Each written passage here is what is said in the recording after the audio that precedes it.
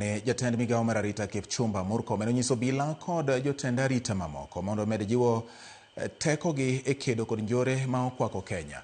Murkomen ma oloso e kanisa mar ACK Diocese ma Mumias oseyo josiasa ma wacho ni ema medo nyayo tulo kendo rocho arita mathurka.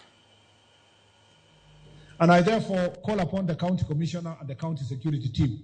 You must not relent in fighting gangs and goons in Kakamega and any part of this country.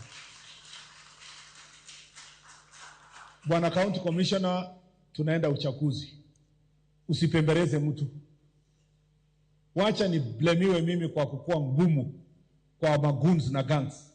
But that is okay because mimi nataka kisasi kijacho bado ikuwe na nafasi ya uongozi katika nchi yetu.